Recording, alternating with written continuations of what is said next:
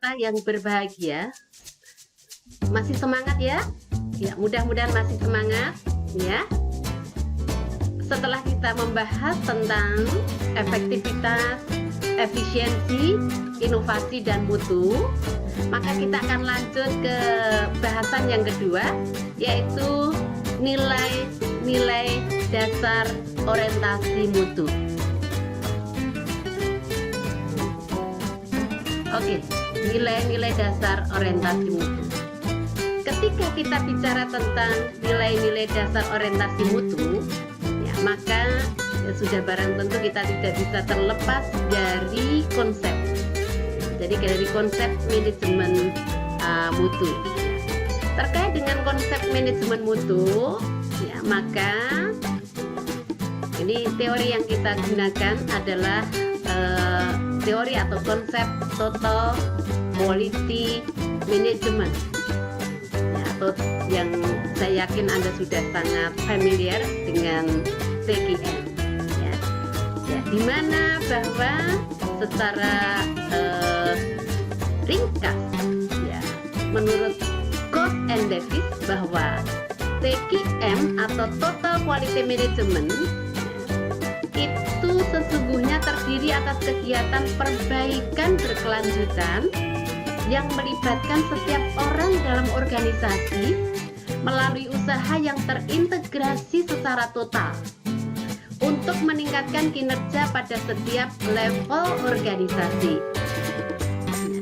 Jadi di sini ada kata kunci, ya, yang mesti harus kita perhatikan, yaitu bahwa kegiatan, ya, TQM ini adalah kegiatan yang berkelanjutan. Jadi bukan kegiatan yang sesaat, jadi berkelanjutan secara terus-menerus.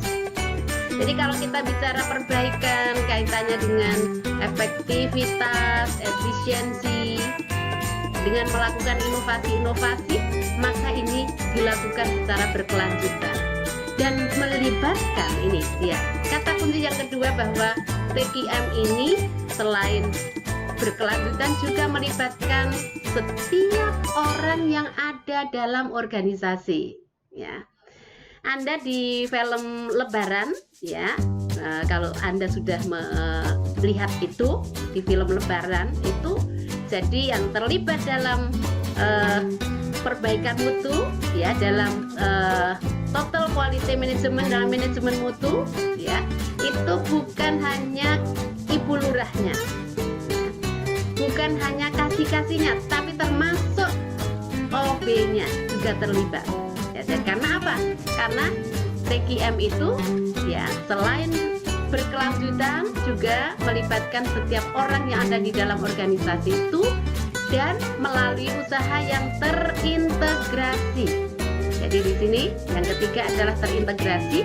Kemudian, ya, di sini fokus yang akan dihasilkan adalah peningkatan kinerja.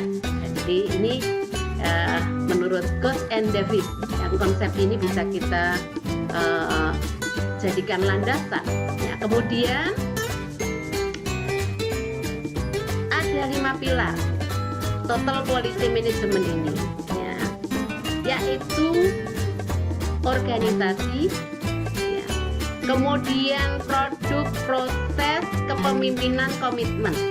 Ya, jadi di sini 5 unsur, 5 pilar ini, ya, secara sinergis begitu, ya, secara holistik dan sinergis, ya, ini bersama-sama di dalam mewujudkan, ya, peningkatan kualitas kinerja. Ya, di sini ada unsur yang salah satunya komitmen. Jadi komitmen menjadi salah satu unsur, ya, sehingga komitmen ini harus dimiliki, ya, tadi oleh seluruh sumber daya manusia yang terlibat di dalamnya.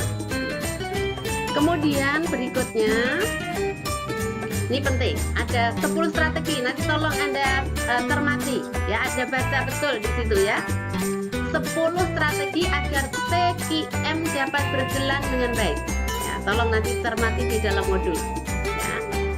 Jadi di sini, ya, yang pertama adalah menyusun program kerja panjang yang berbasis mutu. Ingat, nah, ini berkelanjutan tadi ya. Programnya continuously ya, jadi berkelanjutan. Maka di sini program yang disusun juga program jangka panjang. Kemudian yang kedua, mindset pegawai sangat penting. Ya. Kemudian budaya kerja. Ya, ini harus mindset pegawai juga harus di sini dibangun ya, bagaimana budaya mutu, kemudian budaya kerja juga harus berorientasi mutu ya. Kemudian juga mutu proses ditingkatkan secara berkelanjutan ya. Kemudian komitmen pegawai jangka panjang, jadi komitmennya tidak hanya saat ini tetapi jangka panjang ya. Kemudian ya ini teamwork ya, kerjasama sangat penting juga ya, jadi harus dibangun kerjasama ya. Kemudian berikutnya bahwa TQM ini juga ya, jadi usaha perbaikan mutu ini juga harus berfokus pada kepuasan pelanggan ya, puas Anda paham ya, baik internal maupun eksternal. Jadi kalau pelanggan eksternal kita ya, ini sangat penting ya, adalah pelanggan-pelanggan dari publik, dari masyarakat kita. Ini kaitannya dengan pelayanan publik ya. Jadi pelanggan internal dan eksternal ya. Kemudian juga beradaptasi dengan tuntutan perubahan ya. Jadi ini apalagi era saat ini adalah era perubahan ya, era ketidakpastian ya, maka harus selalu diidentifikasi ya, sesungguhnya apa yang perlu dilakukan adaptasi ya terhadap perubahan itu. Kemudian juga menampilkan kinerja tanpa cacat, tanpa pemborosan ya, zero defect ya, jadi nggak boleh ada kesalahan sekecil apapun ya, ini harus sempurna kinerjanya ya. Kemudian juga menjalankan fungsi pengawasan secara efektif dan efisien. Nah, di sini Bill Craig dan Alexander Sundoro ya, itu mengemukakan ya, menulis tentang bagaimana keberhasilan manajemen mutu. Jadi keberhasilan manajemen mutu di sini ya, bahwa program, jadi agar manajemen mutu itu berhasil, maka program harus didasarkan pada kesadaran akan mutu ya, berorientasi pada mutu ya. Jadi ini harus ya, kesadaran dan berorientasi pada mutu ya. Semua kegiatan ya, dari semua kegiatan dari program ya. Kemudian setiap proses untuk menghasilkan produk, nah ini ya, semua harus berdasarkan kesadaran dan berorientasi mutu, sehingga di sini komitmen mutu sangat penting. Kemudian program ini harus mempunyai sifat kemanusiaan yang kuat ya, sifat kemanusiaan ya. Jadi manusia, karyawan, pegawai itu adalah manusia, harus diperlakukan secara manusiawi, diikut sertakan ya, mungkin juga diinspirasi, diberikan inspirasi oleh pemimpin-pemimpinnya, atau mungkin juga Anda nanti sebagai ASN baru di unit kerja Anda ya, mungkin sudah banyak wawasan yang Anda dapat ya, yang Anda punyai, ini bisa menginspirasi warga organisasi itu ya. Kemudian juga program harus ya didasarkan pada pendekatan desentralisasi, pendelegasian wewenang ya. Jadi nanti sekecil apapun Anda berada di unit itu ya, maka pasti ya Anda akan sudah diberikan tanggung jawab. Ketika Anda diberikan tanggung jawab, wewenang ya, meskipun misalkan mengonsep surat atau apa ya, itu sudah barang tentu Anda harus berbasis pada manajemen mutu. Kemudian TQM harus diterapkan secara holistik, secara menyeluruh ya, itu ada 4 ya, agar TQM itu berhasil ya. Kemudian bagaimana implementasinya dalam penyelenggaraan pemerintahan? Ingat, jadi Anda di lembaga penyelenggara pemerintahan, tugas adalah pelayanan publik.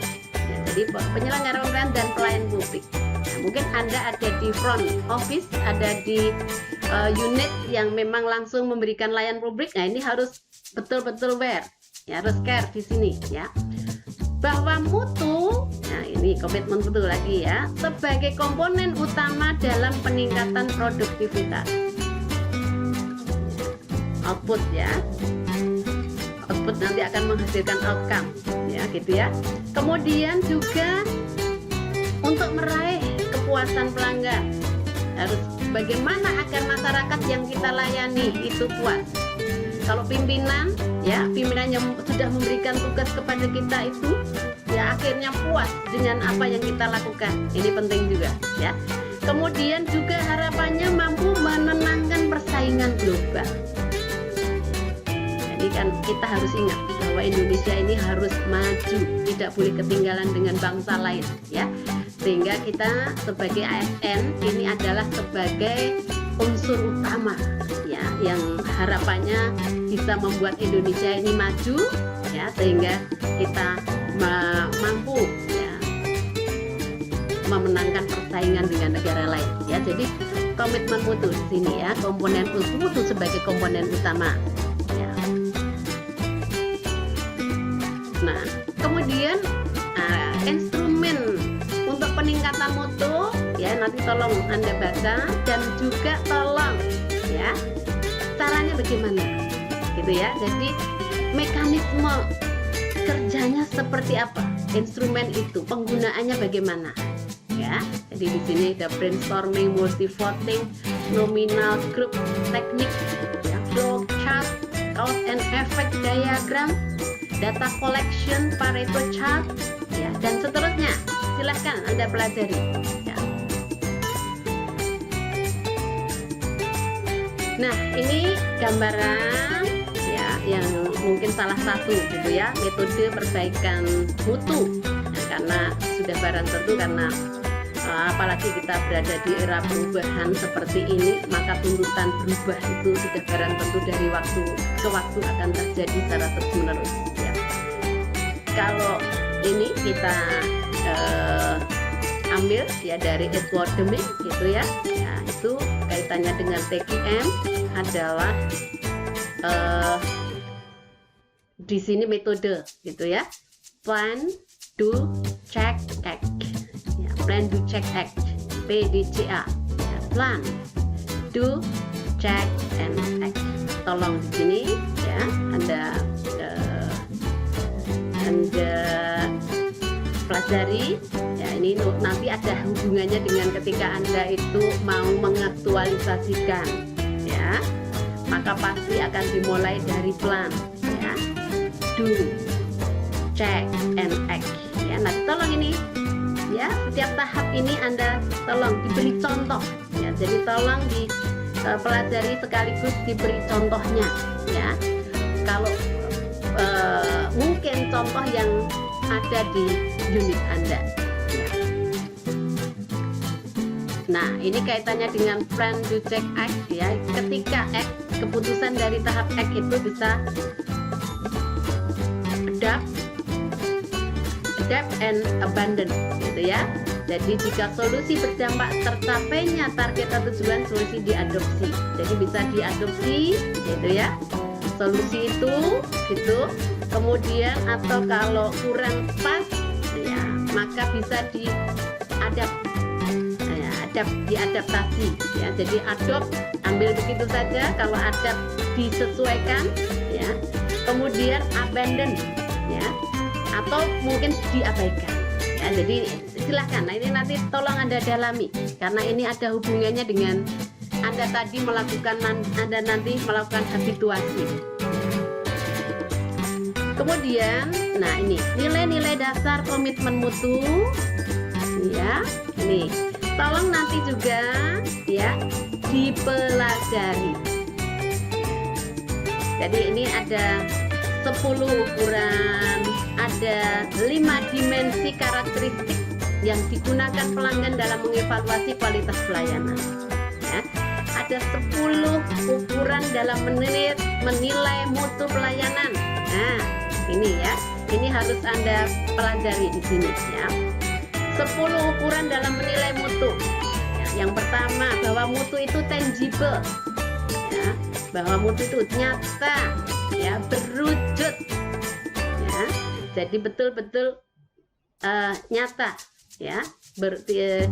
Mungkin dari sisi kuantitasnya, dari sisi kualitasnya, ya itu, ya. Kemudian juga dari sisi reliability, ya, kehandalannya. Nah, ini bisa diuji kehandalannya. Ya, nanti tolong ini dibaca lagi. Kemudian yang ketiga, responsiveness, ya, cepat tanggap. Ya. Kemudian kompetensi, akses, mudah, ya, diakses, courtesy, keramahan, ya, communication, komunikasi, credibility, kepercayaan, security, keamanan, understanding the customer, pemahaman pelanggan, ya. Jadi ini 10 ukuran, ya, tolong nanti dipelajari, diberi contoh. Kemudian 5 dimensi karakteristik. 5 dimensinya adalah tangible, ini berdasarkan, jadi kalau pelanggan, kalau Anda itu jadi pihak yang dilayani, kan gitu ya, yaitu maka dia akan mengukur, Anda akan mengukur, ya, mengukur kualitas layanannya, ya. Jadi 1 tangible, 2 reliability, 3 responsiveness, kemudian yang keempat assurance, kemudian yang kelima empathy, ya. Nanti tolong ini unsur-unsurnya ini dipelajari, ya, karena ini yang nanti memang harus Anda implementasikan di sini. Nah, kemudian orientasi mutu ini juga menurut Gold and Davis, ya, bahwa ini ada 6 di sini, ya. Oke. Mengedepankan komitmen terhadap kepuasan customer, yang penting yang saya layani ini puas, ya. Kemudian memberi layanan yang menyentuh hati untuk menjaga dan memelihara agar customer klien tetap setia. Kemudian menghasilkan produk jasa yang berkualitas tanpa cacat. Nah, ini, ya. Beradaptasi dengan perubahan yang terjadi, menggunakan pendekatan ilmiah dan inovatif dalam pemecahan masalah dan pengambilan keputusan. Ya. Anda nanti akan melakukan pemecahan masalah, pengambilan keputusan. Ya. Untuk apa? Untuk melakukan aktualisasi, habituasi, untuk melakukan inovasi. Ya. Kemudian juga melakukan upaya perbaikan secara berkelanjutan. Ya, jadi ini akan memperkuat apa yang sudah Anda pelajari, ya. Nah, ini kemudian perilaku pelayanan, ya. Ini tolong juga dipelajari, ya, perilaku pelayanan, ya. Nah, ya. Jadi ini prinsip, ya, pelayanan adalah makin banyak kita memberi, makin banyak kita peroleh, makin baik kita melayani, makin banyak orang yang melayani kita. Ya, ini kita harus positive thinking, begitu, ya. Ya, harus positive thinking, harus maksudnya jangan sampai kita tidak, ya, jadi mungkin menahan-nahan, begitu, ya, yang seharusnya kita berikan kepada orang lain, ya. Nah, kemudian di sini kaitannya dengan paradigma standar mutu pelayanan, ya, itu, ya. Jadi kalau untuk memuaskan pelanggan, ya, jadi kalau kita ingin memuaskan kebutuhan, ya, pelanggan, kebutuhan masyarakat, ya, itu sesungguhnya, ya, bisa, ya. Jadi ini standar mutu pelayanan itu bisa, yang pertama berbasis pada perundang-undangan, ya. Bahkan di Undang-Undang 25 2009, ya, di mana di sana ada peran publik, ya, yang ngatur tentang peran publik, maka ada, ya, di sana diatur juga kaitannya dengan standar pelayanan publik yang dijabarkan lebih lanjut dalam bentuk peraturan pemerintah, kemudian juga dalam bentuk Permen PAN RB, ya. Tolong ini semua nanti tolong dipelajari. SOP, ya, Kemudian juga SPM. Ya, nanti Anda harus bisa membedakan itu, apalagi Anda di lingkungan Kementerian Dalam Negeri dan Pemda. Nah, jadi ya, di sini kalau kita bicara urusan penyelenggaraan pemerintahan, ya itu ada ya yang namanya urusan wajib pelayanan dasar itu, dan di sana untuk urusan wajib pelayanan dasar wajib disusun standar pelayanan minimal, itu harus Anda pelajari. Kemudian selain standar itu berbasis peraturan perundang-undangan, juga standar itu juga bisa berbasis kebutuhan dan kepuasan masyarakat. Ya, jadi kalau seperti ini kita harus mengidentifikasi dulu sesungguhnya apa yang dibutuhkan, ya, yang diinginkan oleh masyarakat itu apa. Itulah nanti yang akan di breakdown di dalam standar pelayanan. Ya, sudah barang tentu nanti dirujukkan lagi ke peraturan perundangan yang ada. Ya, oke.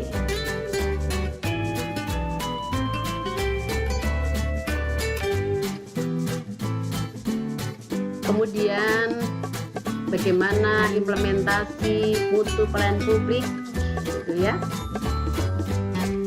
bahwa ini orientasi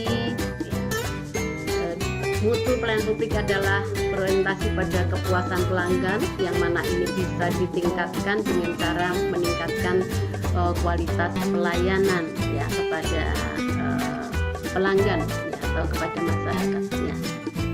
Nah, di sini kita juga harus memahami apa sesungguhnya yang menjadi penyebab bahwa masyarakat itu tidak puas, gitu ya, bahwa pelayanan ini tidak berhasil. Ya, jadi penyebab ketidakberhasilan pelayanan. Ya. Menurut Julian Zamit, ya, bahwa ya, pelayanan yang tidak berhasil itu yang pertama disebabkan karena kita tidak mengetahui harapan konsumen, yang diharapkan konsumen, yang diharapkan masyarakat itu apa.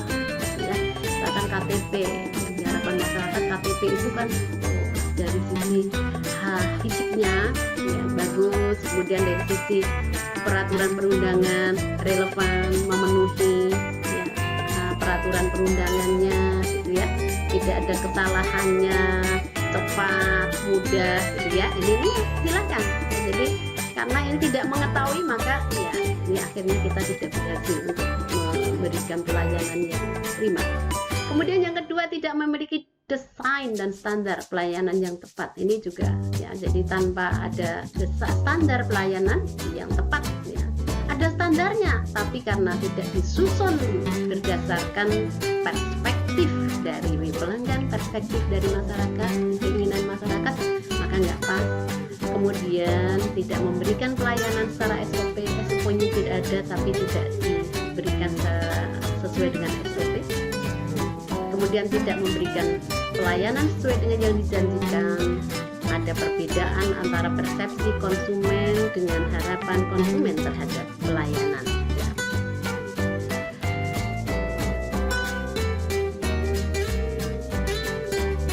Oke, ya, jadi ini tolong nanti Anda pelajari ya semuanya.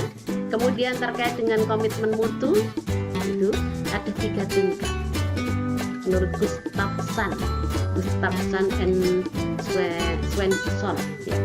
Jadi komitmen ya, yang pertama adalah ya, tingkat pertama level 1 ya, adalah komitmen level organisasi. Jadi level organisasi, dimana di sini ya, menetapkan nilai dan komitmen pemerintah terhadap kualitas berdasarkan permintaan pelanggan. Kemudian ini mendukung partisipasi publik. Jadi di sini level organisasi, kemudian komitmen level hasil. Ya, ini dengan menetapkan standar layanan dalam kuantitas dan kualitas, kemudian komitmen level individu.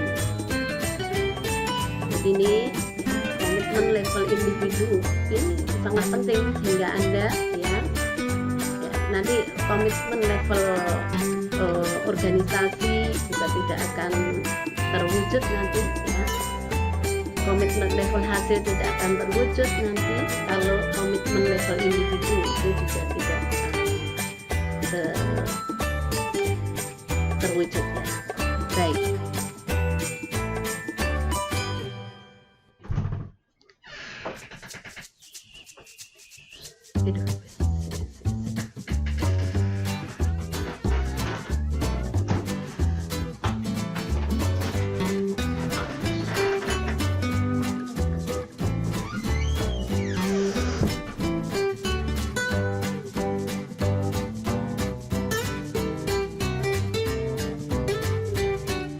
Oke, saya rasa itu ya adik-adik sekalian ya, nanti tolong ini ada komitmen mutu pelanggan ya menurut Osborne dan Plastick ya. Di sini ada standar plan pelanggan, ganti rugi pelanggan, jaminan mutu, audit mutu. Nah, ini semuanya penanganan keluhan pelanggan, ombudsman, ini semuanya adalah wujud dari komitmen mutu pelanggan menurut Osborne dan Plastick. Saya rasa itu untuk materi yang kedua ya, jadi tolong ini dipelajari secara mendalam ya. Untuk selanjutnya akan dilanjutkan dengan materi yang ketiga. Terima kasih.